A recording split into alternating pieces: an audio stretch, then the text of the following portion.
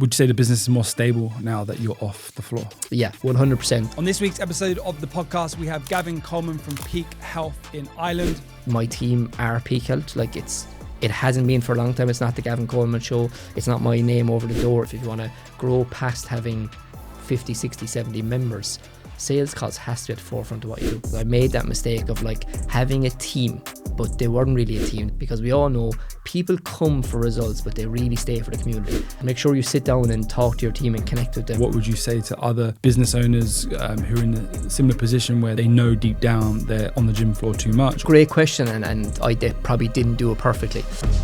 Let's jump into the episode.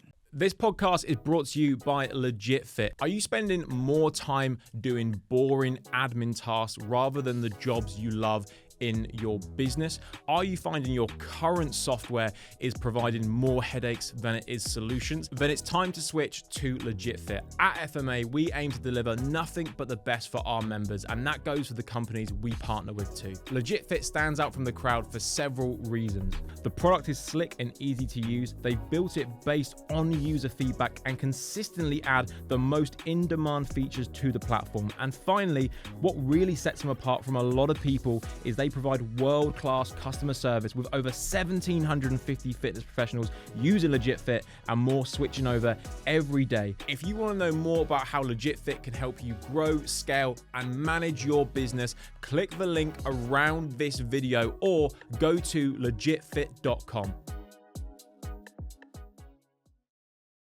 Gavin, welcome to the Fitness Marketing Agency podcast. You've got a great facility. I was there a few weeks back. I'd love for anyone who's listening to this to switch over and watch it, because we're going to go through and just talk about your facility for the first segment of this podcast, because it is a quite unique building. So first of all, tell everyone sort of where you're based and what it used to be and how long you've been there.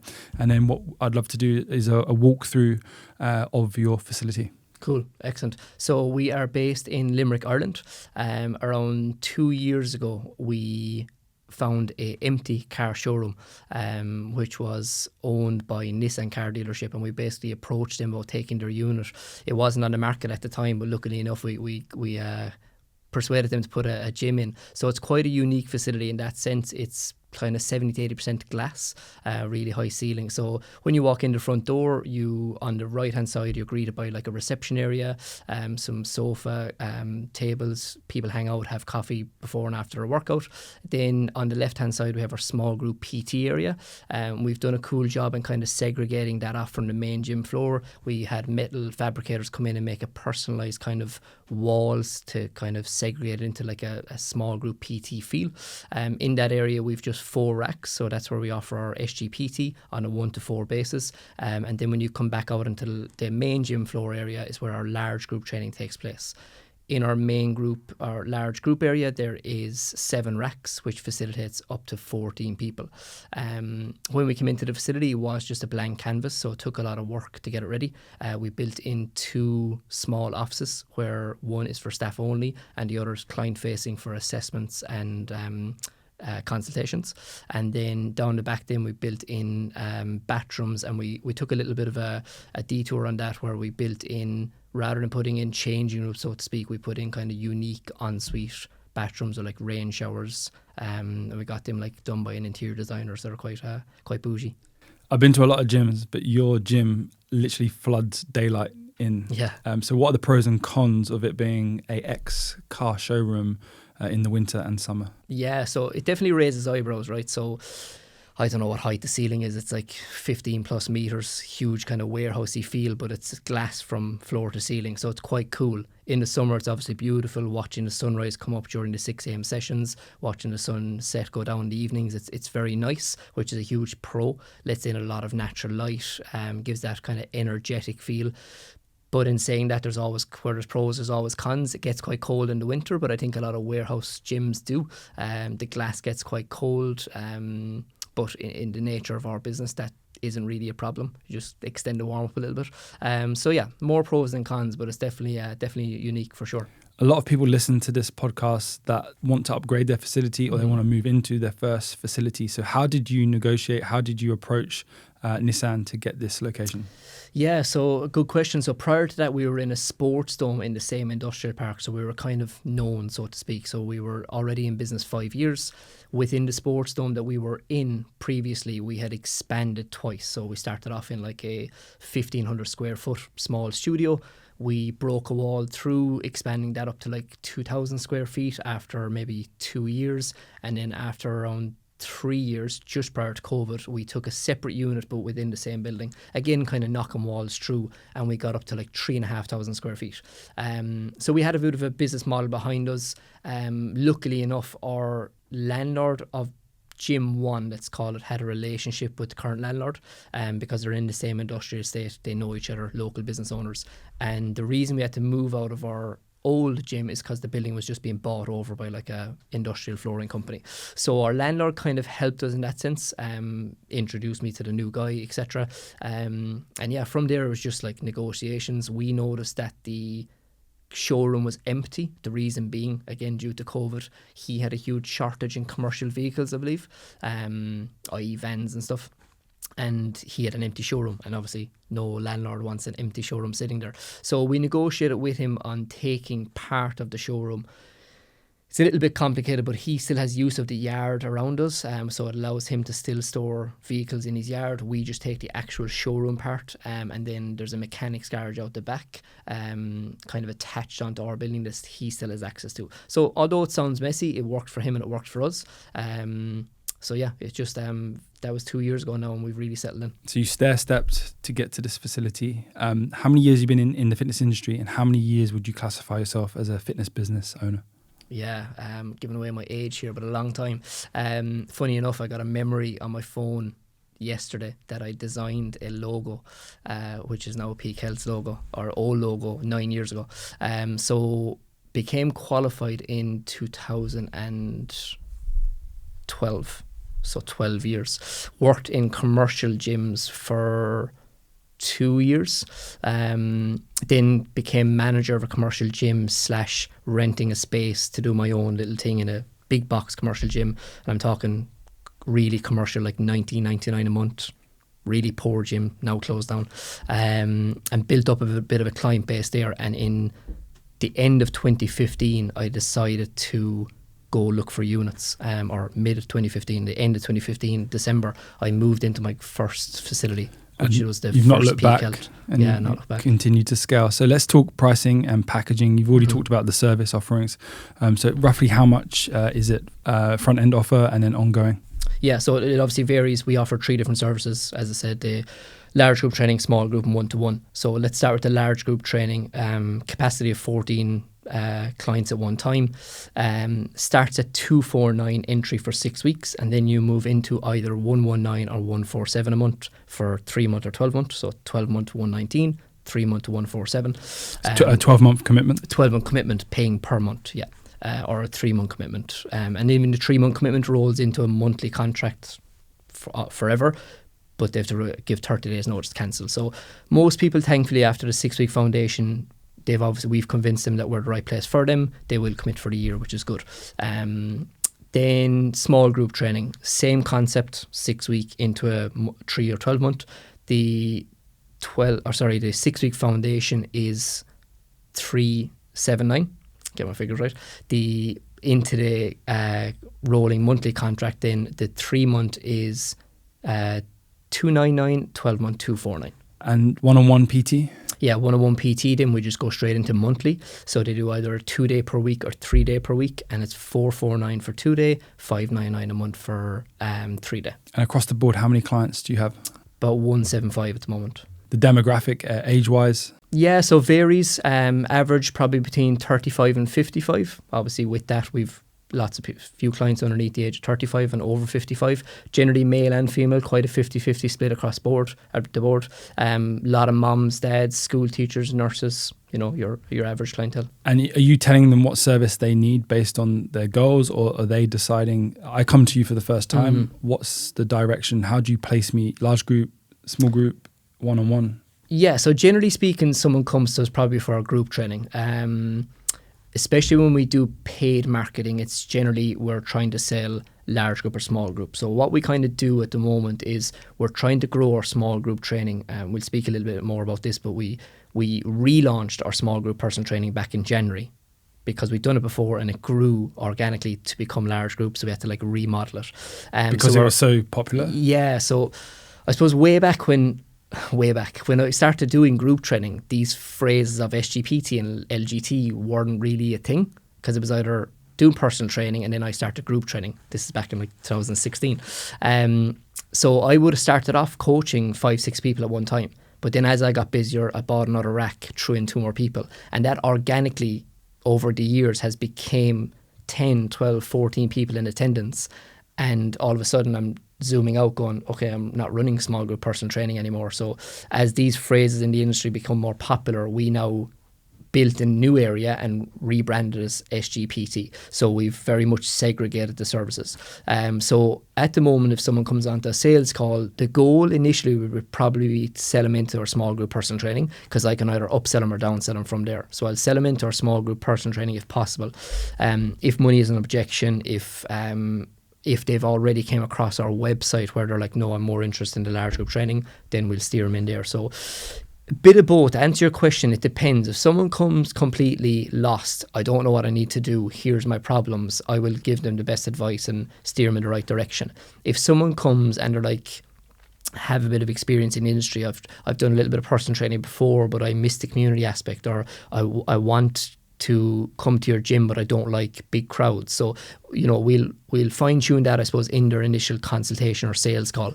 And from there, I'll steer them in the right direction. Sometimes, because most recently we've brought on a brand person into our business, so our messaging, and marketing has got better on our social media, that we find that over the last couple of months that clients are coming on the call a little bit more aware of what service we're offering. We'll come back to that marketing part in a second.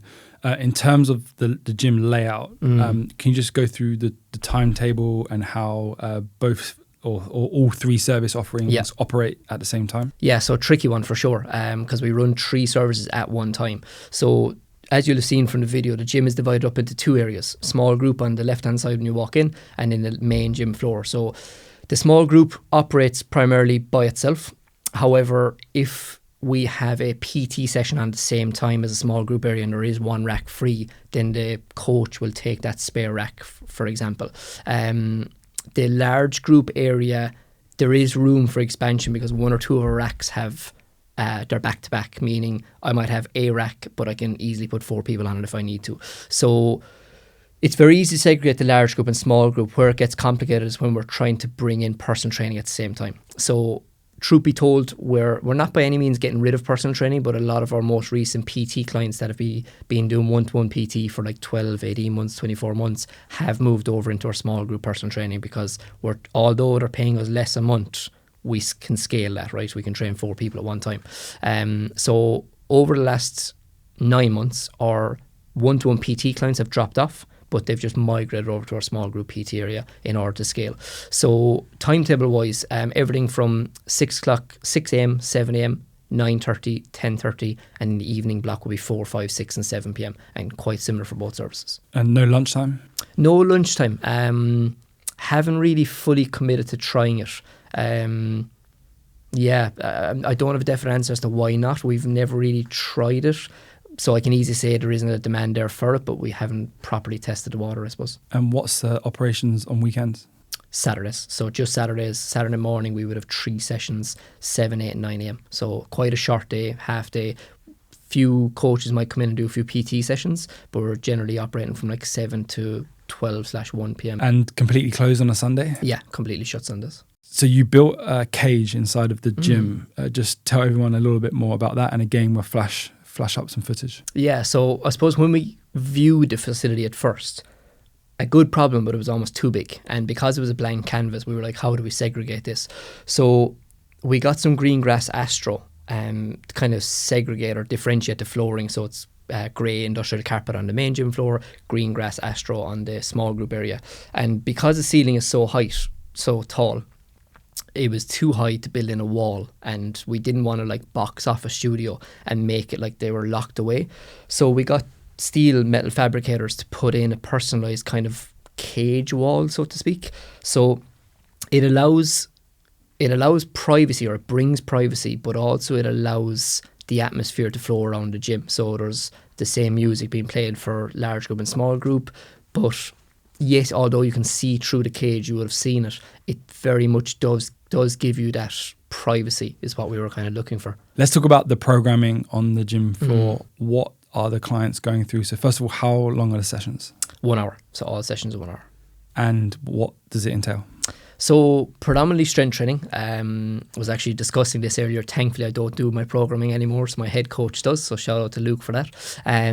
It's periodized strength training throughout a calendar year.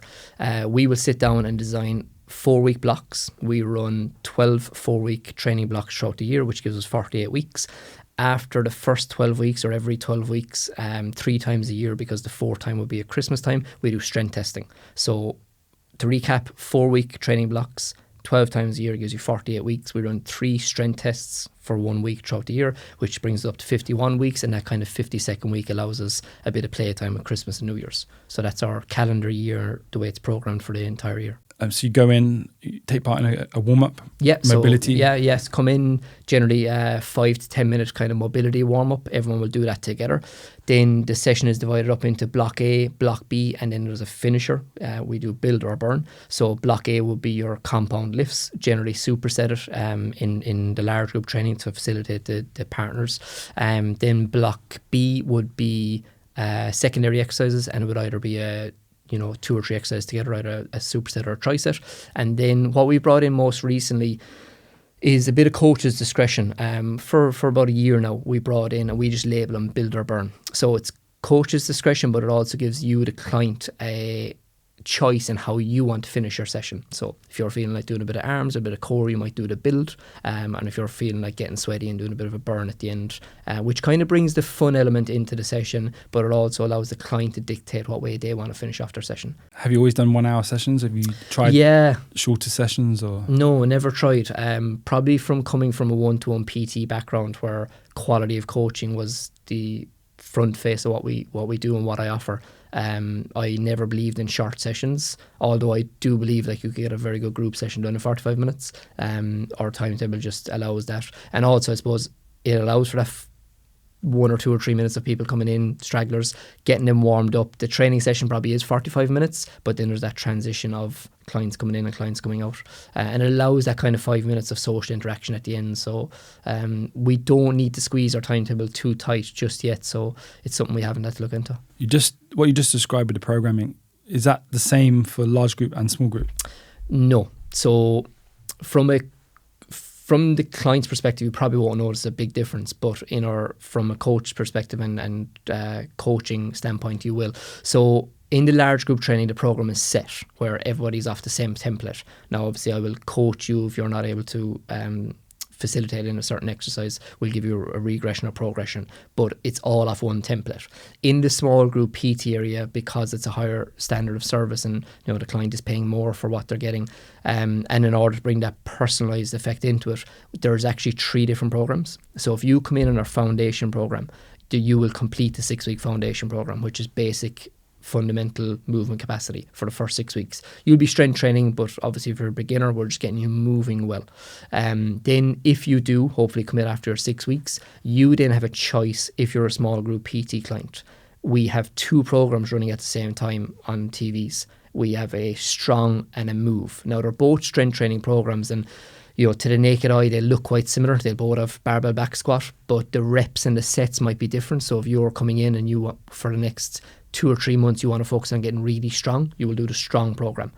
Then your wife might come in and she'll want to get strong, but she also wants to get a bit fitter and do a bit more sweaty work. She'll do the move program. The reps might be higher. There might be more endurance work. There might be more cardio involved. So they look quite similar, but from a periodization standpoint, they're designed quite different. And that really brings the personalization into it.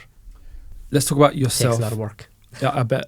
Let's talk about you. You're completely off the gym floor, right? Mm-hmm. So how quickly did that happen? What were your reasons for coming off of the gym floor? What would you say to other business owners who are in a similar position where they maybe they know deep down they're on the gym floor too much, or maybe they just love the gym floor, don't really like the business stuff?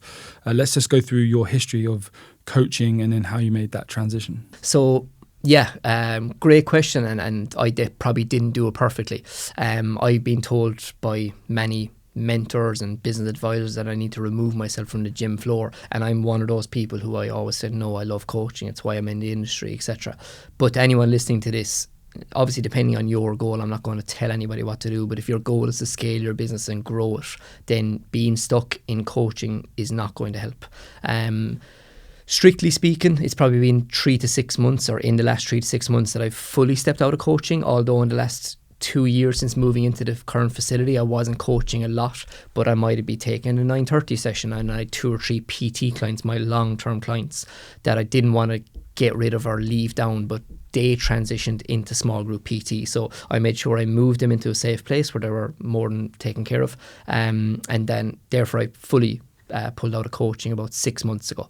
I suppose to give myself a label, I look after the sales, marketing and finance side of the business. Even though marketing I look after fully internally, but I have somebody, obviously yourselves, outside for paid marketing, and then we have a subcontractor looking after our internal brand and our organic marketing. And then with the sales, predominantly look after sales, but my in-house manager would do some sales calls for me as well. So even though I look after those tasks, I do it with others. What would you say to the gym owner who will tell a story, I'm the best coach, all the clients come here for me. If I was to leave the gym floor, my business would lose clients. Yeah, sounds like you're talking about me. So listen, I've been there, and I really, really have. Up to recently, I was like, no, only I can do peak health programming. The clients love me. It is tough. I'm not going to say like turn around Monday and tell your clients you're not coaching anymore. It does take time. But if you just keep coaching, keep writing programmings and keep doing Excel files till midnight, your business just isn't going to grow. And as I said, full transparency is not easy. You will get a few comments from clients. I've got them of, oh, Gavin's never here anymore, or Ben's not coaching anymore, or oh, is Ben on another holiday? And you'll get all that, but it's just part of the parcel. Now it's actually flipped where if I'm on the gym floor, people are like, what are you doing here? So, which is great. And then I suppose another task that you spoke about there is like thinking that you're the only one that can write a program. You questioned me about our programming a while ago, and I have to often think about it because I don't do any of it. My head coach is fantastic. In order to do that, it wasn't just like, hey Luke, here's our coaching, go do it. So what we've done is we sat down and built out a coaching framework. So even when Luke, my head coach, is coaching, yes, it's his discretion, but he's working off a peak health programming framework. So it's like, here's a guideline, play around with that as much as you want, but you have to stay within this guideline. So at least you're not turning around in 6 months and going, why does my programming look like this? So you have to put systems and structures in place when you're delegating, obviously, which is easier said than done. All these fancy words of systems and structure and delegation all sound great, and it's very easy for a mentor to tell you, remove yourself from a gym floor. I was told 4 years ago, remove myself from the gym floor, but you have to put a place and a plan in action to get there. Is life better now that you're off the gym floor? The same, or is it worse? Yeah, so it definitely takes more discipline and to be more productive with your time. So as I said, most PTs, definitely starting out, the guys who are thinking about opening up their own facility might have 9-10 PTs back to back, and that's hard work, but you're just turning up and doing those clients and clocking off and going home. Whereas if you want to own a gym and have a team underneath you, it just takes more and more discipline and productivity. When you came off the gym floor, did the business have a breakthrough?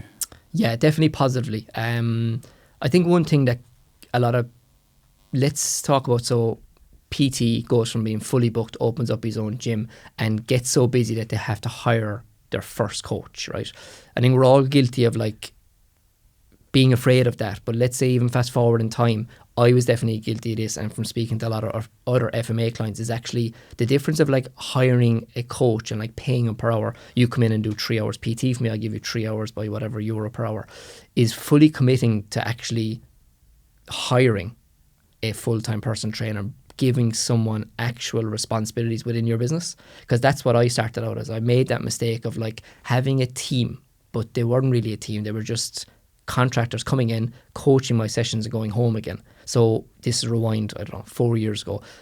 I knew there was something missing, and then I had coaches leaving, and I often scratch my head and go, well, like, why? So fast forward 4 years, I have a team working underneath me who have very clear responsibilities. They have safe pay going into their bank account every single month. There's set salaries, there's bonus structures, and they actually feel that they're very much a part of Peak Health as much as I am. And I think I had to let go of that 2-3 years ago of like, even though I probably said it to my previous coaches, I truly believe it now that like my team are Peak Health. Like it hasn't been for a long time. It's not the Gavin Coleman show. It's not my name over the door. It is very much like, I often say this and I truly believe it, that like when the guys are making decisions, I'm like, this is your gym. You know, it's no longer me. And I think that's a bit of a, I don't know what you want to call it, an identity shift. But it takes time. So they were contractors, your staff before, so, and now they're full-time on payroll employees of the so business. rewind, I don't know, 4 to 5 years ago. So it's pre-COVID and maybe just after COVID. You know, I would hire you, and even though, don't get me wrong, I'd people coming in doing 30 to 40 hours per week, I would pay you for that 30 or 40 hours. But then in the summer, if you were only doing 25 hours, I was paying you for 25. So I was paying you, I don't know, 15 euros an hour per X amount of sessions you were doing. Then slowly I started to give you maybe a bit of office responsibilities, a bit of admin in the background.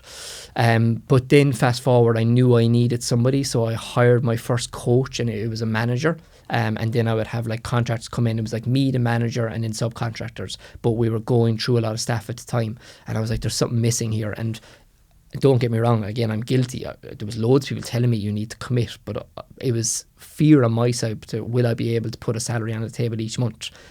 But it's that fine line of, well, if you don't commit, you won't. And, you know, so you're playing that devil's advocate all the time in your own head. But yeah, right now we have a team of 4. There's me. Then I have a manager, full-time salary, head coach, full-time salary, senior coach, full-time salary, and most recently hired a junior coach who will become full-time salary.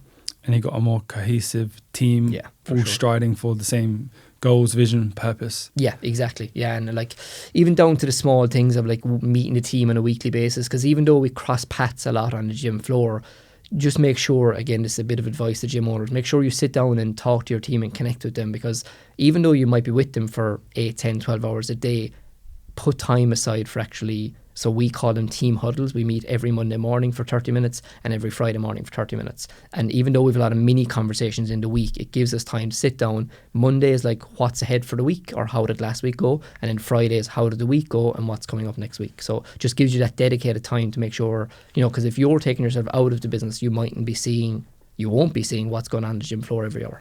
And do they understand your role in the business and the importance of that?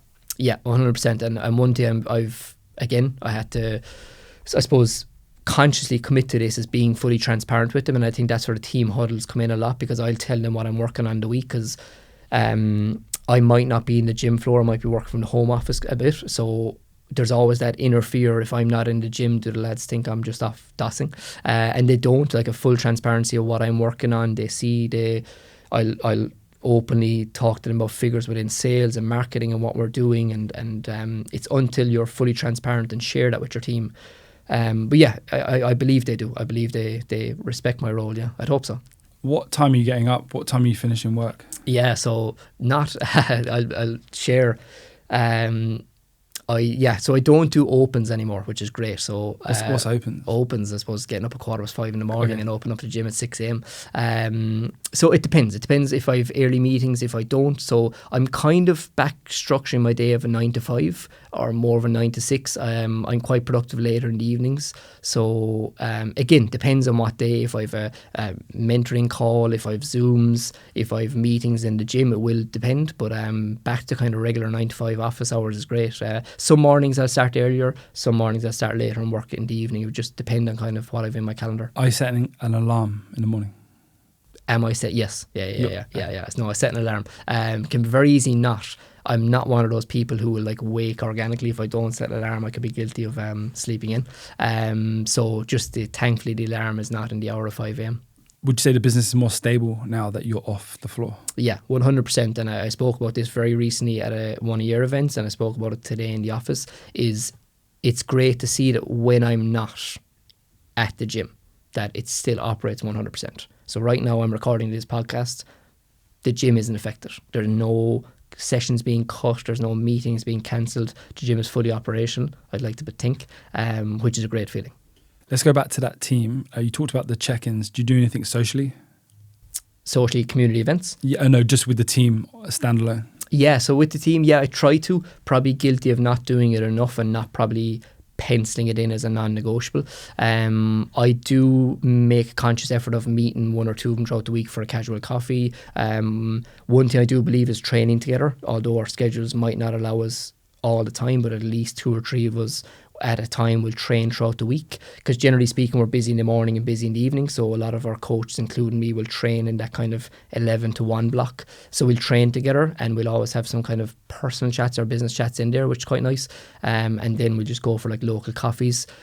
Probably guilty of like not penciling it in, but probably taking them out for dinner I do, but probably not frequently enough. And how are you setting KPIs for them? Yeah, so most recently kind of redesigned that, because again, KPI is a term in the industry that's thrown around, but very difficult for a small business to integrate and actually measure and manage, because again, this is something I struggled with, believing and knowing that I need to measure KPIs, but how the hell do I do it, right? So recently designed a kind of a score metric card where you as a coach will be scored on 4 metrics. One is conversion, which is converting. If I bring someone in a 6-week foundation, give them to you, my coach, are you converting that client? Looking for a certain percentage. The second one then is retention. So after a client converts, they become a long-term member. What percentage of those clients you're retaining?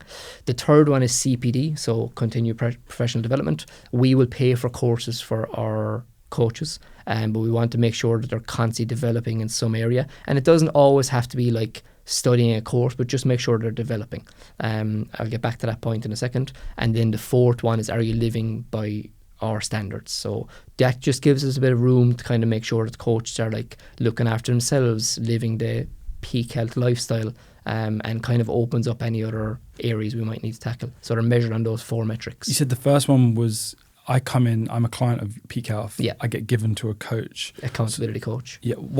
How does that process? What do they have to do to ensure they do everything possible for me to go, yeah, you know what, I'm going to commit to a longer term relationship? So, great question. So you come in the 6-week foundation program, whoever, me or my manager, will sell you in. I will take notes on you, what your goals are. Dad wants to drop some belly fat, hasn't trained in 5 years, blah, blah, blah. We'll make notes on that client. We'll pass that on to one of our coaches, and that coach becomes that client's accountability coach. The initial task for that coach is to reach out to the client within 48 hours, or at least because we're an in-house gym, it doesn't have to be like phone call or text or email, because if you are due in for a session, they'll just make sure they go over and introduce themselves and meet you. So welcoming you to the gym is paramount, whether it's text, phone call or in person.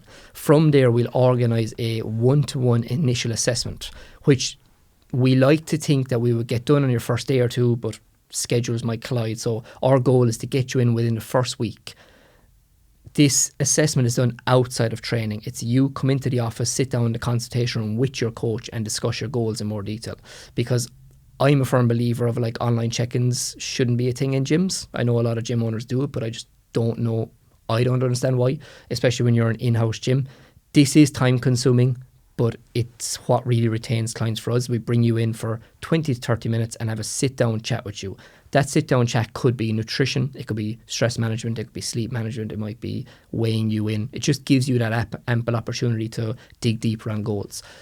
That initial assessment then should be rescheduled every 2 to 3 weeks when you're on the 6-week foundation. So the question you asked of the coach's responsibility is to have at least 2, if not 3, assessments with a 6-week foundation client, and make sure that whatever notes I take for you, so you're joining Peak Health because A, B, C, D, E, that you're at least hitting some of those. So the coach is to do their coaching job, and then in 6 weeks' time, we're trying to convert that client into a recurring member, and we'll review their goals and make sure that they reach them. You taking any measurements, weigh-ins? Yeah.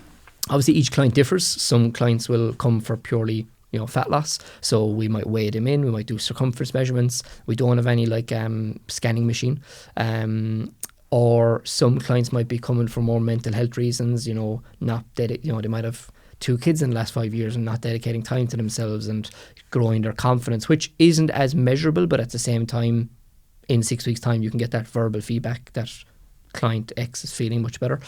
So it depends on the client's goals, but we measure as much as we can. At what point are you having that conversation? Hey Bob, hey Julie, this is what we can help you with long term, this is the price, this is the commitment?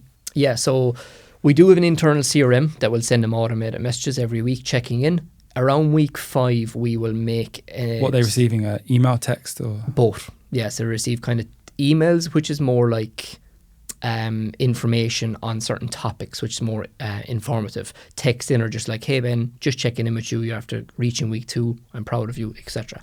So they're more like quick check-in texts and more informative emails. Around week 5, it's the coach's job to kind of maybe have that conversation. Ideally, the coach comes back to us and says, yeah, Ben's going to commit for 12 months, run his payment, done. Or it'll be like, Ben's not sure, so me, whoever done their initial sales call, might reach back out to them. So we try catch them in person.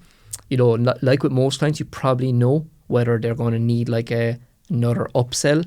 We've some clients we just know by like week 3, week 4 they're definitely going to stay on. So the process isn't perfectly set. It does depend on the clientele, but usually we'll reach out either end of week 5 or start of week 6 to get a decision off them of like, listen, your membership's up, how are you getting on? And we'll give them those price of staying on. And yeah, the goal is obviously convert as many as possible. What's the conversion rate from 6-week trial to paid member? Yeah, so the goal would be 80%. Obviously, it differs each month, but it's kind of up there at the moment, which is good. Summertime always is a bit less. With these kind of autumn months kicking in, it's definitely better. So there's months where we've exceeded expectations, but some months we've fallen just short. So to average it out, it's probably at the goal at the moment. And roughly how many people are coming through the door to take part in that 6 weeks every single month? Yeah, so when we run a campaign, depending on the time of the year and depending on how well the campaign goes, we're probably getting in around 15 to 25 new clients per campaign. And obviously they run on a 6-week foundation. So it differs each month because obviously it's like a month and a half for each one. But anywhere between like 15 to 25. And 80% minimum will convert over into inner circle members as such. Has it always been that high, or in the past, were you not even tracking it, or was it much lower? Yeah, so truth be told, probably, 2 years ago, probably wasn't tracking it.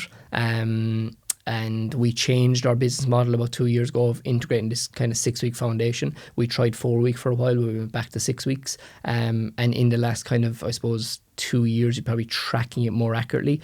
Last year, there definitely was a phase where it was quite low. I think it was like summer a year ago, where the conversion was much lower. I think we probably bit off more than we could chew. Like, we had a really good campaign, but we hadn't a settled team of coaches, so we kind of lost too many clients. Again, part of the problem, but over the last 6 to 9 months, it's been really stable. Does anyone take part in the 6 weeks, say they're not continuing, disappear, and then come back, to take part again? Yeah, great question. Yeah, so some people, even though we'll do a great sales call and we'll never deliver a false promise. I'm never going to say I'm going to change your life in 6 weeks. Our whole motto is like the first 6 weeks is to have an impact on your health and fitness as much as we can, and more about habit changing. And we call it a 6-week foundation because our saying on a sales call is, I want to lay down a foundation for future success. However, even though everyone will agree with that, you're always going to have people coming in the back of their mind going, I just need a 6-week kickstart and I can go do this in my own gym. And some people will do that. Some people, I'm sure, will do that, go to the commercial gym, stop after a month or two. But we do get some people absolutely do the 6 weeks, go see if the grass is greener, realise it isn't, and then reach back out. But I think out of embarrassment and pride, people can be slow to reach back out and go like, I was wrong. I needed, because some people I just need that kickstart. I'm just lacking that initial motivation, as whereas they're lacking structure and accountability, and that's not what you're going to get at a commercial gym. So, how much reactivation are you doing of 6-week trialists that didn't convert? Yeah, so we do, again, on the CRM, there is an automation, but I don't think it's just not as personal as picking up the phone. So most recently, great question and good timing, most recently we've created a new file of clients that didn't convert, and our coach's duty is anywhere between 1 to 3 month markers to reach back out to them, especially the clients that kind of left on good terms due to circumstances, or had to have a minor operation, and I'll get back to you, but they don't. So the clients that we feel, geez, Ben was a great fit, he never came back, reach out to him.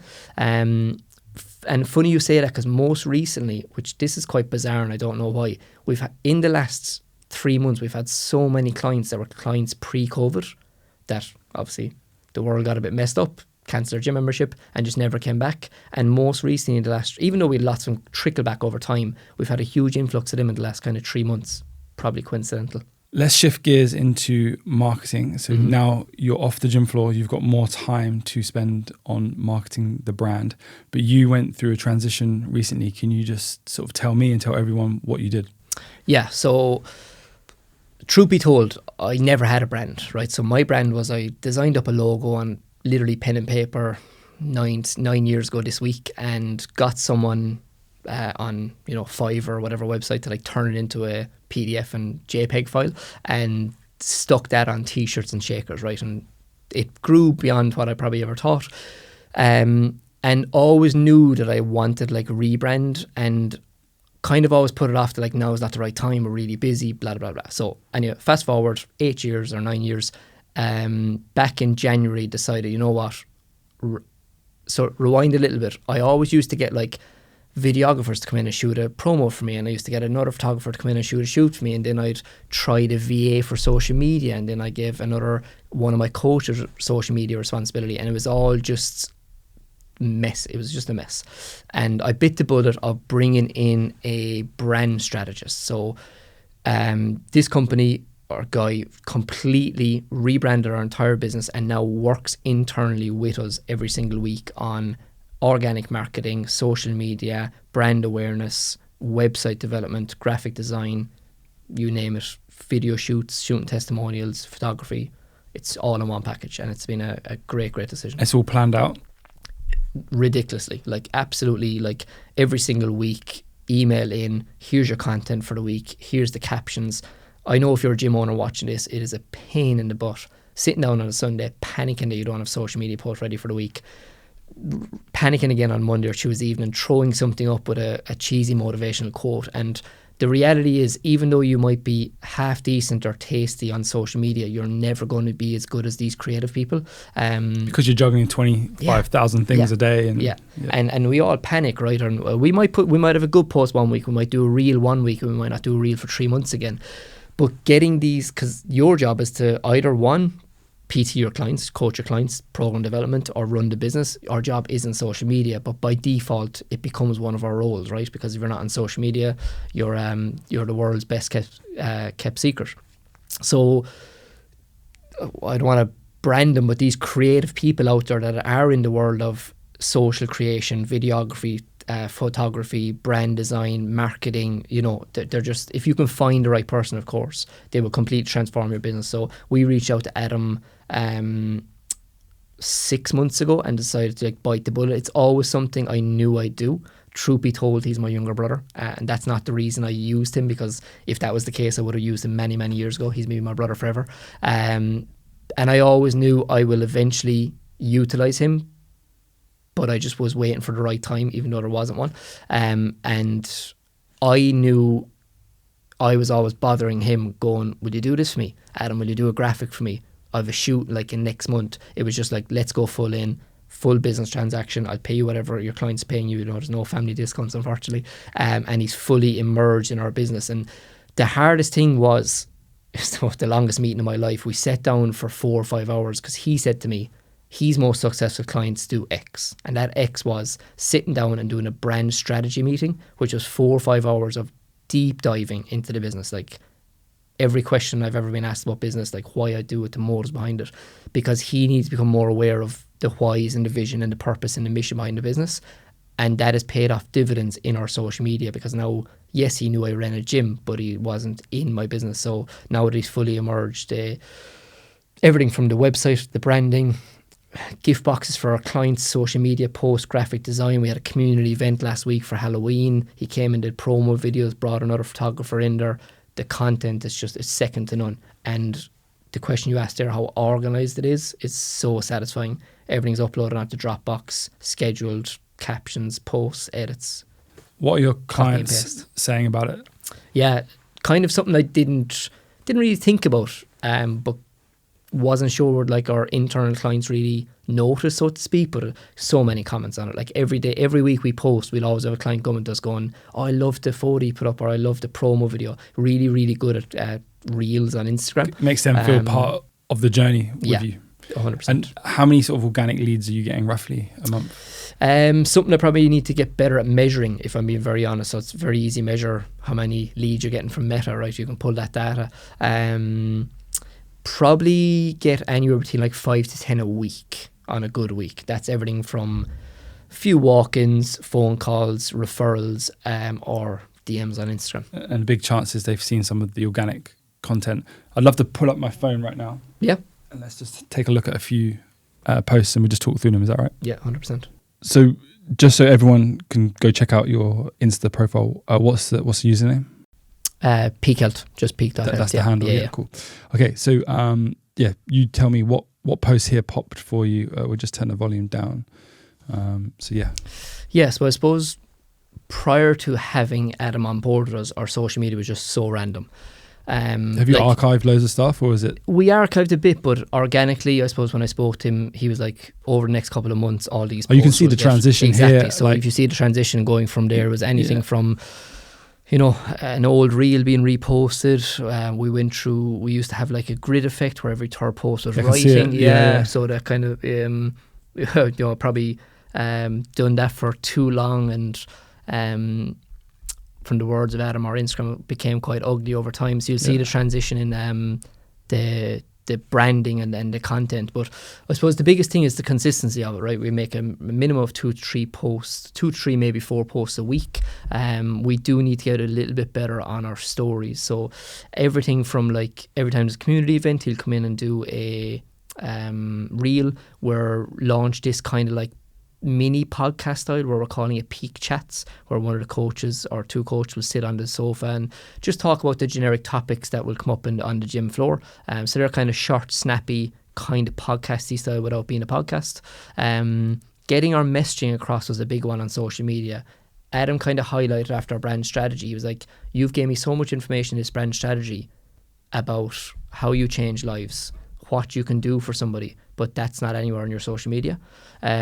So again, being the best kept secret, we were probably not talking ourselves up as much. Yeah.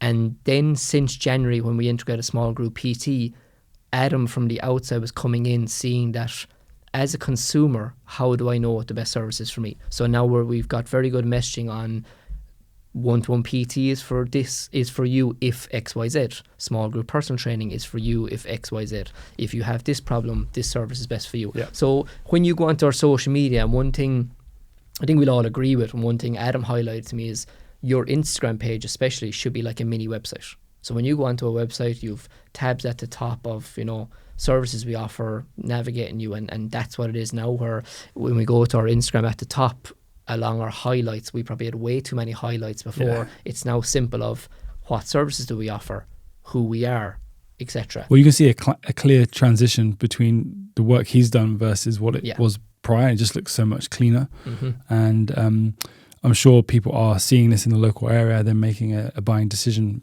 because of this, which is great. Let's keep on the theme of marketing. Mm-hmm. So we just talked organic and having your socials done for you and everything sort of in line. Let's just talk about paid. So what's your thought process around paid versus organic marketing, the types of clients coming through the door? What do you prefer? And what would you say to the gym owners? So many gym owners will have the mentality of like, oh, my gym is like Tesla or Apple. Mm-hmm. We don't need to market because we're so good. We put out just amazing organic content that we don't need to do paid marketing. And then on the other hand, you've got gyms that just rely on one source to obtain a customer, which is just meta ads. Mm-hmm. They don't do any other paid marketing, and they don't do like any organic marketing as well. So it's getting that balance. So yeah, just to be good. Obviously, you're doing a lot of paid, you're doing a lot of organic, you're invested in the brand Strategist. So yeah, where do you sit in this play? Yeah, great question. So probably went through all the phase that you just spoke about. I've been there. So definitely way back in 2015 when we opened, 2016, it was like new boy on the block, word of mouth, got a load of clients, got our first 30 clients through word of mouth, friends and family, amazing. I suppose to answer the question, it depends how far you want to take your gym. If you want to scale and grow, you definitely need paid marketing, because I'd like to believe our current social media is amazing and it's probably the best it can be, even though there's room for growth. But like, I'm not going to get anybody else better working on my social media in my local area. But that's not going to have 20, 30 people knocking on your door in 1 week. The reality is, no matter how much you do up your Instagram website, you're not going to get like 10, 20 sales calls a day, which organic and meta will bring you that. Then we talk about quality of leads that you said. Selling people in off a Facebook ad, yes, you can do some, testimonial and ad awareness, and they might be somewhat aware of you, but the reality is you can't fully control that, right? So if I put on an ad, I might get Mary, who doesn't know what Peak Health is, doesn't know where Peak Health is, doesn't even know what we offer. It was just our initial video caught her attention. She's harder to sell in, and she's not aware of what we offer. I might get her in the door, brilliant, but it's difficult to get her to commit to the long-term vision. So it is a quick influx into your business, and if you do your job well, once she's in, you might convert him or her. However, so it's nice and fast, right? I can get 10 sales a day. I can just turn a tap on, right? Exactly. And your business needs that, especially if you've 4, 5, 6, 7, 10 full-time staff. You need that influx of cash flow. So that's very important. However, to flip the lid is organic marketing. When someone comes in off organic marketing, i.e. Ben contacts you, I've been browsing on your website and your small group personal training looks great. Like, you're going to be a great client because you've gone to the bother of going onto our website, reading through our messaging on the website, which is more difficult nowadays with low attention span. You've watched reels on Instagram, you've watched our client Bob's testimonial. That client is kind of bought into the vision of like, I really think Peak Health's the right place for me. So when they come in, they're usually more bought in, and you don't even need to try convert them. So which do I prefer? I mean, it depends what time of the year it is. If you want cash and you want an influx on your business and you need more clients, then of course turning on an ad is magical. You can't beat that. Long term, which is less hassle, would be like organic clients, but it's a very they don't come in fast enough. Slow burn, right? Exactly. And you're not going to get instant return of investment, which is what you do with meta ads. And of course, some people listening to this might say, well, you're biased because that's what FMA does, right? Yeah, we specialize in paid ads. But it's the data doesn't lie. If you need to eat, if you need to make sales, if you need to pay payroll, if you want to grow your business and impact more people, you will do that quicker than anything else through paid rather than sort of organic.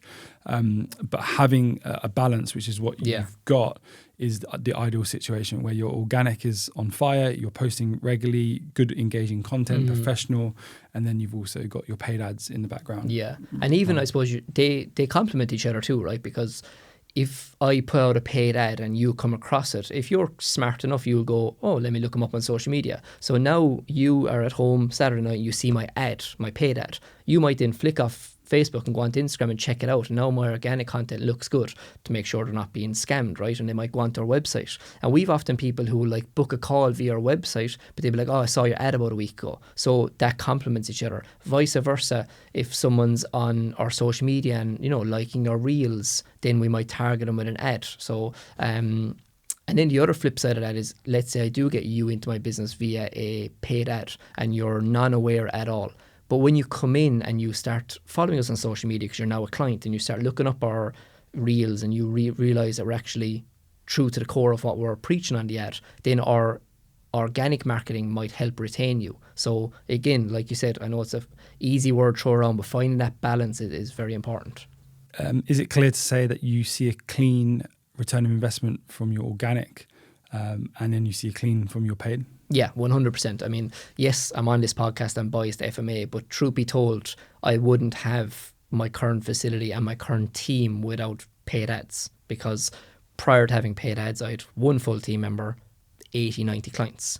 Fast forward 2 years of paid ads, we've 100 more clients, 3 extra team members, and just organic would have never brought us that growth, and it's slower, it might have never brought us that growth, even 5 or 10 years. But most recently, because that was obviously committing to paid ads like 2 years ago, most recently in the last 6 months, getting the headache off my lap of posting on social media. Like anytime I spoke about brand, I was always like guilty in the back of my mind going like, I don't really have a brand, it's just a logo. So committing to like the rebrand, committing to social media, posting, committing to that brand strategist, if you want to call him that. I don't know what label to put on him, but it's been magical, yeah. What other marketing are you doing? So we'll do some like paid in the sense of like putting an ad out there. I'm looking for X people. We'll do that, but we do some testimonials. So most recently we've recorded some internal testimonials and we'll sponsor those as well, just for brand awareness. And then internally, most recently with the rebrand, we've designed gift boxes. So initially when we brought them in, they were gift boxes for all our current clients.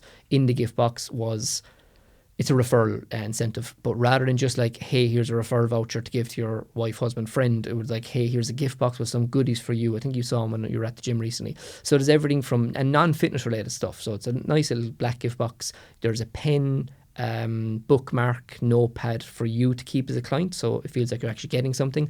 And then there's also a small little information flyer on the 3 services we offer, along with a €50 gift card for you to give to somebody else. So we initially gave out 175 of them when we launched the rebrand. So it was more like a kind of an internal referral system, but to celebrate our rebrand. And then since that same gift box has now become a welcome pack. So when you sign up to the gym, you will get that as a welcome pack, which obviously no other gym in our area is doing. And we'd be hoping that you're quite impressed within your first 2 or 3 weeks that you'll feel the need to gift that €50 referral voucher. Well, that welcome pack they receive goes back, it sits on their kitchen table, their coffee table, in their living room. Friends, family, husband, wife, they see it, they pick it up. Oh, what's this? Oh, that's that gym. Oh, I thought the last gym I went to, no one talked to me. Oh, what's this? You've got a little gift. Oh, that's nice. Yeah. Like even most recently, like 2 of our long-term clients came in a bank holiday session, brought their kids in onto the sofa to chill out while they were training, and the 2 kids had like peak health bookmarks in their books while reading the book. And it's just cool to even see that branding. And again, that's a new, I'm not a brand strategist and I'm not a marketing wizard, but I'm learning about it. And when you see your brand outside the gym, that's when it's really cool. Even most recently we launched a merch store. One of your brand partners is Zora. So we've tried to like, yes, it's like fitness gear, but we've tried to come away from your typical gym hoodie, gym vest. So we've like designed up kind of streetwear, so to speak. So we'll be hoping that 6, 12, 18 months down the line that we're walking the streets of Limerick seeing people wearing peak health clothing, which would be quite cool. I think just trying to build awareness to that brand. The important message to get across is too many gyms will just market to get front end customers. The customer comes through the door and they don't market to them again to either build their brand of their gym or to build that relationship. They just think the service on its own is standalone enough to keep them. And in reality, it's not. Are these customers of yours receiving, you've already said it, I'm going to answer my own question. They are receiving emails from you. I guess they're branded. So these are like checking emails and educational emails through the CRM or automated. So we have a CRM that will, again, we'll probably make more contact with you in your first 6 weeks. So it's like anything. It's like that first impression. And it's not even first impression as we forget about you after 6 weeks. But we truly believe that when you come to us initially, so you reach out to us, I believe that you're in the worst place possible when you're starting, right? You're the unfittest you've been, you're in the worst condition, you feel the worst. So we will give you the most support in that 6 weeks to build a foundation. And then once we get you committing to the long-term vision, our goal is to probably not bombard you as much with like emails and messaging. We will still do internal assessments with you as well, but we probably peel the assessments back to once a month. What we do find is a client will take part in the assessments a lot in their first 6 weeks, i.e. sit down, weigh in, check in, talk about sleep and stress and nutrition. But as time goes on, as you become more efficient, you probably need those less. It is the coach's job to keep checking in with you, but you will probably require them less. And our big goal is to get you involved in the community, because we all know people come for results, but they really stay for the community. And we've put a lot of effort into our social calendar. So we released a social calendar in January, ideally for 12 months, but we very much set out the first 3 months with kind of like a plan of action for the further 9 months. Everything from we'll do a quarterly community event, like an internal game, season game. So we just done our autumn games where we spooky themed it with the help of our brand guys. So all our clients came in like dressed up in costumes. We got balloons and Halloween decorations and decorated the entire gym. And to be very honest, if we can go on that, when Adam originally came to me and was like, I have an idea for your next event. We're going to do like Halloween theme. I as the business owner, right, we go back to like the business owner thinks they're only they can make decisions and you have the best ideas. I was like, no, our clients won't dress up. That's not our clients. Adam was like, what do you mean it's not your clients? And I was apprehensive of putting it out there because it's probably out of my comfort zone. I was like, no, like community game's good. We train and we get pizza and that's about it. And he was like, just go with it. Like, just put it out there. People need to like wear their best Halloween accessory. And honestly, Ben, you'll see the reel on our we Instagram. saw some stuff on Insta, yeah, right? so the reel on our Instagram, like some people came in like full scream costumes. One guy came in like ladies came in with like devil horns on, tails. Like, it was so much fun. And then he turned around afterwards like, told you. And you know, and I suppose the message I'm trying to get across is like, you're not going to always make the best decisions. Yes, you as the business owner brought the gym from A to B, but by bringing in the right people and surrounding yourself with specialists in your area. This session looks pumping. We'll flash it up so people can see it. So that was I suppose that's like that's not what we offer every week. That is like, I think there's 45 people, massive giant circuit class, music, blowing the windows out, and we're just shouting and screaming at people, right? So that's not the type of coaching we do week in, week out, but doing it once every 3 months as an event. Now it's a team game, so like we divided people up into 3 teams of 14 people competing against each other, medals at the end, podium, the whole shebang. Food at the end? Yeah, pizza and you fund it, you pay for it. Barbecue chicken wings, we fund the pizza, yeah. So I had a €350 pizza bill last Friday. So yeah, we pay it all. It's as a business owner, it's a loss, you know, so we're paying the videographer. Our first event costs us €1,000 for 1 hour. So between staff costs, pizza, videographer and photography. But we use that content then throughout the year. It does 2 things, right? One, yeah. it makes those people that come to it stickier. 100%. And then it's a marketing asset. Yeah. And not only that, it's the third thing as well. Those people that came, they're 45 clients, they will go back and tell work colleagues, family, friends. 100%. Yeah, like 100%. And I always drill this home to the team. From the outside looking in, it's a big giant circuit class, but like we all speak about community, but when we're stuck in the weeds of like coaching every week, right? So let's say you attend a 6 a.m. session religiously Monday, Wednesday, Friday, and I attend a 5 p.m. session. I might never talk to you. And even though we're part of the same community in the same gym, and when we get feedback off our clients, because it's a client-only event, they always say it's so much fun. The word fun, which is obviously very generic, is always at the forefront of what they say, because being involved in that organised chaos of like 45 people jumping around and slamming slam balls and whatnot, it is so much fun. It's not something you can replicate every week, but doing it once every 3 months. And we've had a few clients that I feel are probably borderline stagnant in their training and maybe like, is Ben going to cancel his membership soon? He comes to a community event and it really lights up the fire in the belly. But yeah, so if you're a business owner who's running like a similar service and you're not doing community events, it takes effort to get them to where we are now. Our first one wasn't great. It wasn't organised the best. But just, yeah, go for it. So 1 a quarter. 1 a quarter for community events, the internal ones. And then we organise try to do a monthly event. So we have strength test week and we kind of turn them into an event, even though they're very like strength testing. Then once a quarter we do seasonal games, which are a big event. And then usually twice a year we'll try go for an outdoor hike. So again, if there's a month in the summer, we'll go for a local hike. There's a few areas around us, like a bowling alley. We've done bowling. So we try do kind of events internally and externally and try get an average of 1 a month. And I guess you just see the community stick and glue even 100%. stronger. As a retention tool alone, you know, I know the cost of the events when you do them properly, but it's something you can't measure, but it's just when you see people, how much fun they have. You mentioned there about going home, telling friends and family. One of my most recent clients, she's been with us for probably 6-9 months, postpartum, very much struggled with her mental health after her second baby. Fast forward 6 months, 9 months, has attended 3 of the events, and after the last one, I think I joked at her because she had like a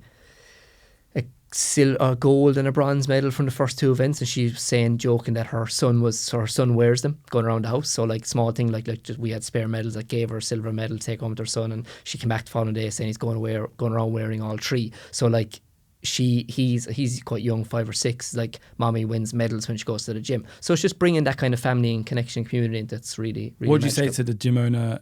Our clients would never do that. We're too serious. Yeah. It's not industry professionalism to do that sort of thing. I don't want to dress up as a Halloween ghost or monster. Yes, even from the coaching standpoint. So, not to go off on too much of a tangent, but like, I come from a really high standard coaching, right? 1-to-1 PT. I've been at all the seminars about human anatomy and physiology. And just on that note, who have you studied under?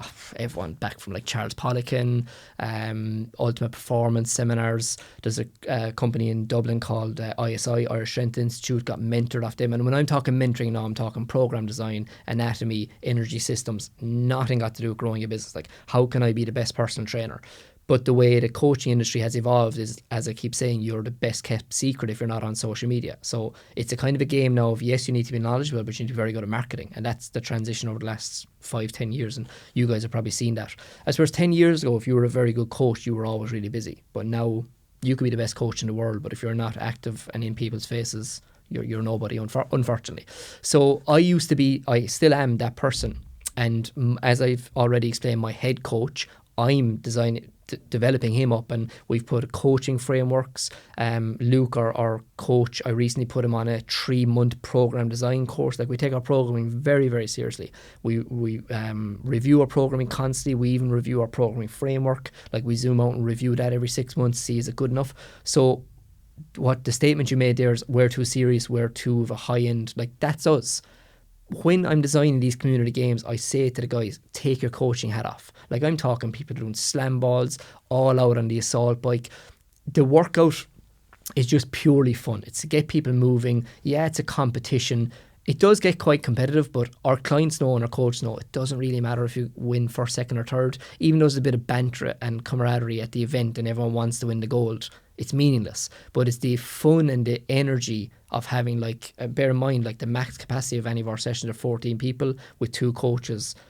Program development, exercise correction, movement capacity is at the forefront of what we do.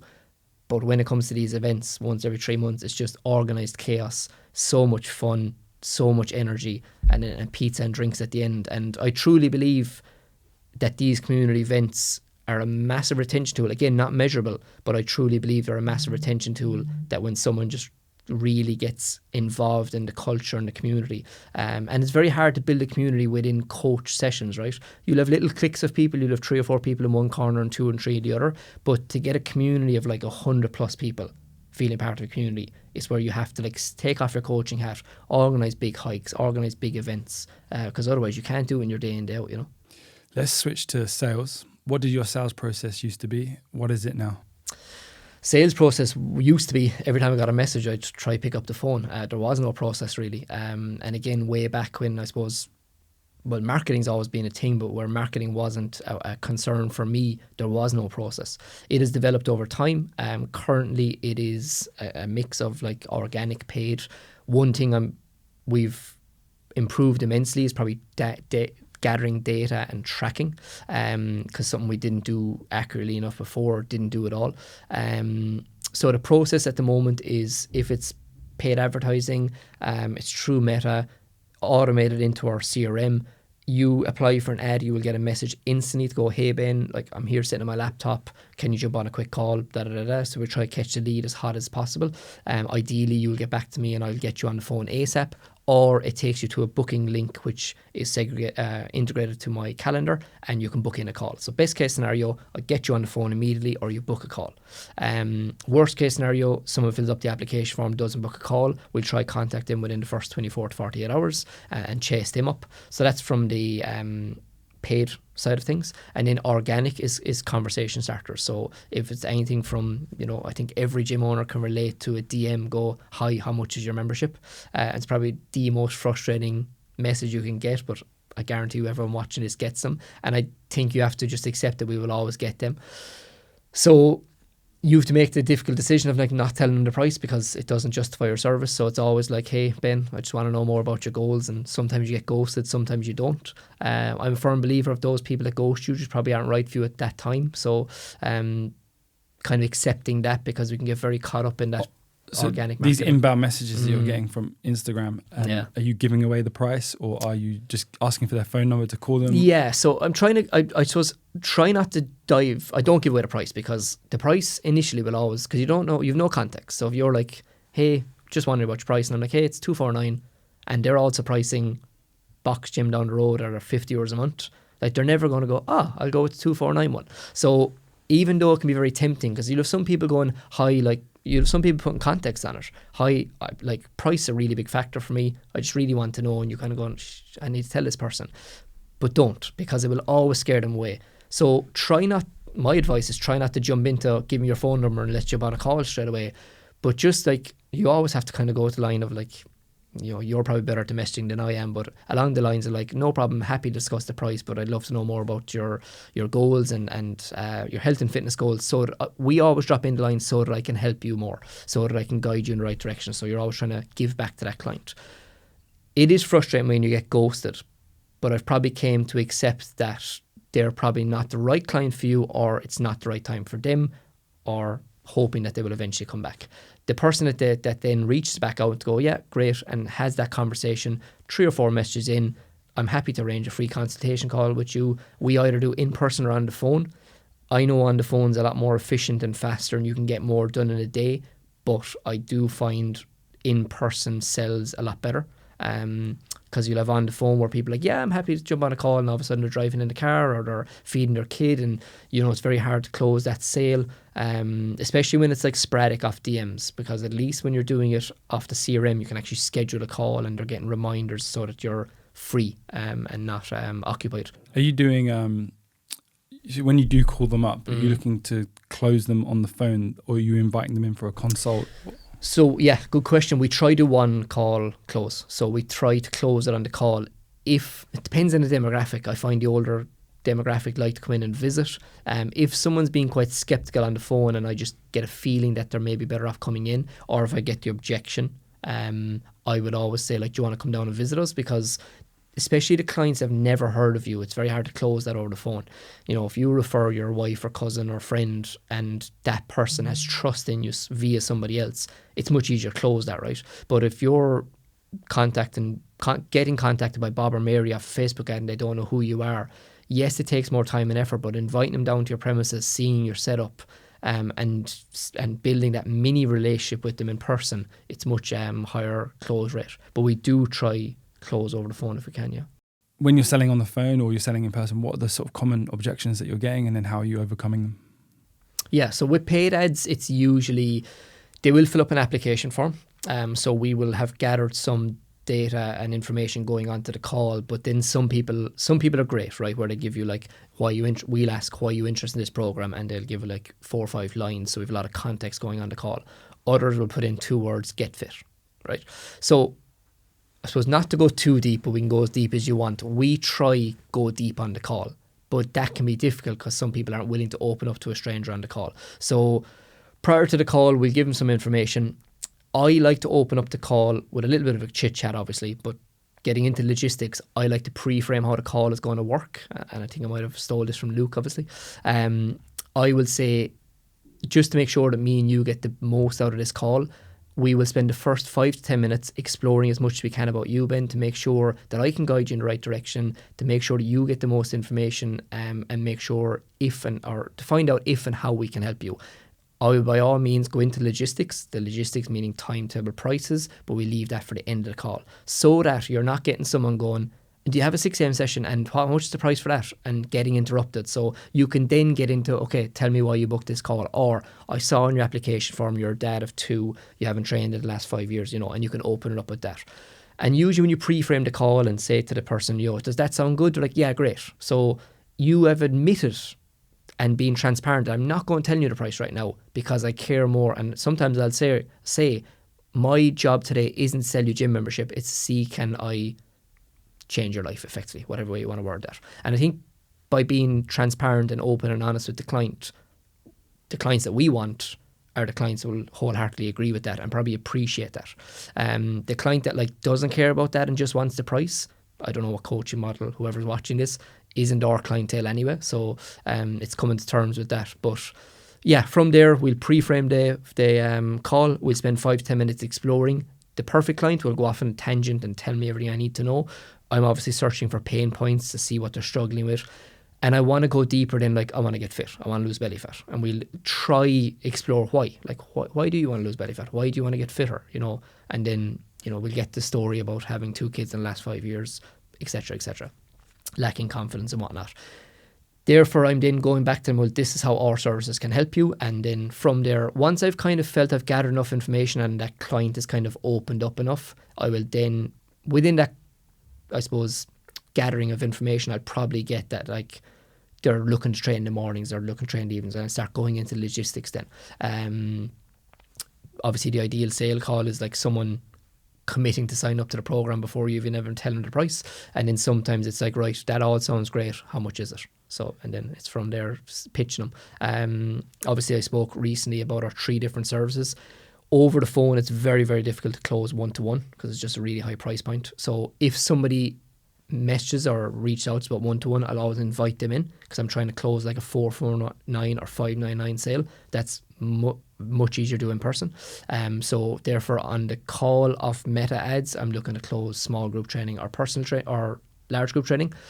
So depending on how the call went, if they might have mentioned budget or they might have mentioned you know, preference of like wanting to go into large group or loving training with other people or not, I'll guide them in the best direction then. What do you say to the gym owner who doesn't like sales calls? You have to. I mean, I don't love them. I'll be transparent. I went through a phase of really enjoying them. I don't dislike them either. But you have to, well, I suppose you have 2 choices, right? You either get good at doing them and learn to like them or love them or delegate. Because like it's the forefront of your business. Some gym owners, they just think people will just turn up. Yeah. Or if I put my prices on my website and like a book now button to pay now on Stripe or whatever the merchant account is, people will just flood to my website, pay whatever it is and turn up. So why would you tell them to sort of knuckle down, learn sales, do sales? Yeah, especially if you're selling the product that we're selling, right? So if you're selling anything above, I don't know, put a figure, anything above 150 euros a month, like it's very unlikely. So you said their price on the website. I had my price on my website from 2016 up to probably 2020, 2021. Always had them up there like, oh, I'll be transparent with my clients. I never had anybody go on my website and join up, right? I'd probably someone coming on a call going, I saw your price on my website. So learned the hard way, took them down off the website because you've never had anybody go on and just buy that because you're selling 120, 150 euro plus a month. So yeah, it's just not going to happen, especially, unfortunately, we are competing, even though we're not, in my eyes, not in the same game as commercial gyms, but we're in the same industry. So what a commercial gym offers and what I offer are completely chalk and cheese. But unfortunately, we're labelled, yeah, they think exactly. it's the same, right? It's training, it's fitness. I'm a gym, right? I often quoted in saying, like, I don't like calling Peak Health the gym. So we've kind of our most recent slogan, and it's became part of our brand now, is because I've dropped it a few times prior, is we're more than just a gym. You'll see that across our messaging on social media. One, you can't not call yourself a gym because that's what we operate from, but we offer coaching services via a gym facility. So it's just a battle that we're always going to battle, I think, that we're always going to compete with your big box gyms, you know, so we are in the same industry. We're not selling the same product, but yeah, sales calls is definitely something, especially if you want to grow and scale, right? And you're probably not watching this podcast if you don't. If you want to grow and scale, if you want to have a team, and I'm not talking grow and scale to 10 gyms, that's not my goal, but if you want to grow and scale a facility, if you want to exit coaching yourself, if you want to grow past having 50, 60, 70 members, sales calls has to be at the forefront of what you do. Let's talk finances. So what's your cadence of checking the finances? Do you report to anyone? What are you looking out for? What profit margin and everything like that? Yeah. So a lot to dig into there. So yeah, we work with a fitness business mentor, Dan from FBB and the FBB team. We've been with them for about 18 months. So we report to them with monthly figures, turnover, KPIs, profit margins, outgoings, etc. Which again, very, very easy to throw out there, but not easy gather. So that's part of my day where I said earlier, like, one of my challenges is being quite disciplined because it's not fun going on to Stripe or whatever payment platform you use and gathering all that data and stuff. It can be boring work, but it's work that pays off.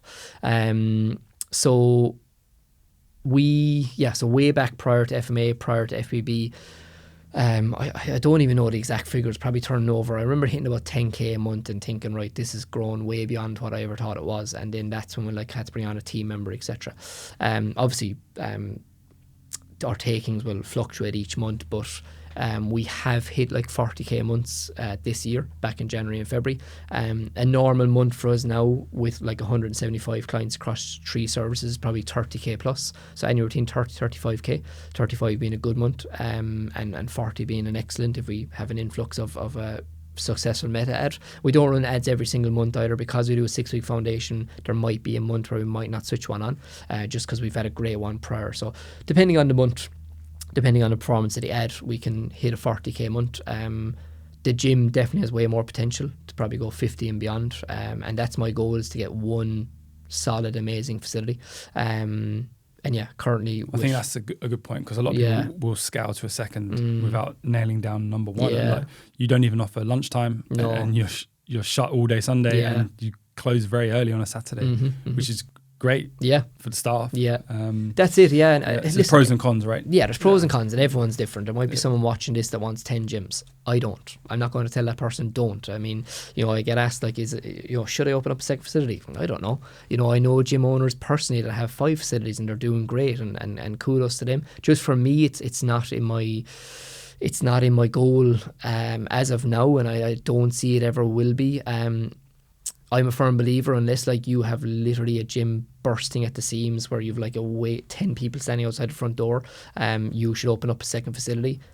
And not to be negative, but I've heard some horror stories. I know gyms that have been bursting at the seams and opened up a second facility, and it was the worst mistake they've ever made. So, having 2, 3, 4 gyms, if you can do that and be successful, amazing, and well done to you. For me, I just want one great facility. I want an amazing team. I want that team balance where team aren't overworked, they're well paid, they're well looked after, members are happy. I know it's very, very difficult to get it there, but that's always the goal. Our facility, you've seen it, like currently at 175 clients, we could easily add 50 to 75 more clients. There's no reason we can't have 200 plus to 250 clients, more slots on the timetable. We have the capacity for that. Just find the right team and coaches to build on that. This episode is brought to you by Fitness Business Profits. Now, FBP have worked with hundreds of our clients here at Fitness Marketing Agency to add the correct systems in their business so they can have a highly profitable fitness business. Now, it's very common that typical fitness businesses have the wrong product, the wrong pricing, the wrong systems inside their business, causing a lot of chaos behind the scenes. But with FBP, they will help you get the correct systems in place, have the correct pricing, have the correct packaging, so your business is set up for success and can be highly profitable. If you want to find out more, go to www.myfitnessbusinessprofits.com, or you can go down in the show notes to see a link attached there. You mentioned mentors that you've always invested, either education or business, and then you're working, just to give context, with Dan Aguilera, Fitness Business Profits. So first question is, why should gym owner, a fitness professional, buy into mentorship? And the second question is, what impact has Dan and Fitness Business Profits had on you and the business? Yeah, so I've been a firm believer. I've always invested, whether it was like, even when I was working in a gym way back in like 2013, 2014, I would attend seminars on the weekend. 100 quid for a seminar, go and learn about energy systems, train with other coaches. I always even though I didn't realize at the time, I was always networking and investing, even though for me it was just attending a seminar because all I wanted to do was learn about the human body. But looking back, those days were so powerful to get me to where I am now. So networking and investing was always at the forefront of what I'd done. So therefore it just kind of becomes natural to me. But over time then, back in 2017, I think it was, we hired our first business mentor, who I know is a friend of yours, Phil Graham. Great guy, great friend of mine, and we grew with Phil a lot all the way up to COVID. And when COVID time hit, we still stayed with Phil throughout COVID, but then after that, we moved on. I was with Phil for about 2.5, 3 years, and a great time in my business career. And that's when I started first looking into like business development, the nooks and crannies of like running a business, which opened up my eyes hugely. Then COVID time hit, reset us back a little bit. That's when I reached out to you guys. So when COVID hit, we were at prior to COVID, we were at about 140 clients. Post COVID, 60, 70 clients, even less. I think we opened up with 35, but obviously got back to 60, 70 organically, and then reached out to you guys when we were kind of stuck. I'll always remember we couldn't get over 100 clients.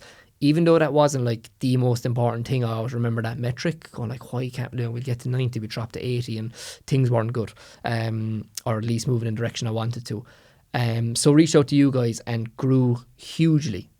But that's when I knew I needed better systems in my business, because we were getting a lot of leads, we were getting a lot of new sign-ups, and I just felt it was a bit of a mess when it came to, I was hearing about KPIs and tracking and metrics for this and 6-week foundation and CRMs, and I was like, whoa, like we didn't have the systems to facilitate the speed that clients were coming at. And through a couple of other clients of FMA, I heard about Dan at FBB, and that's when I reached out to him. And the goal of working with Dan was the business mentorship, but mainly plugging in systems to our business to make it run smoother, less chaotic, and that's exactly what it's done.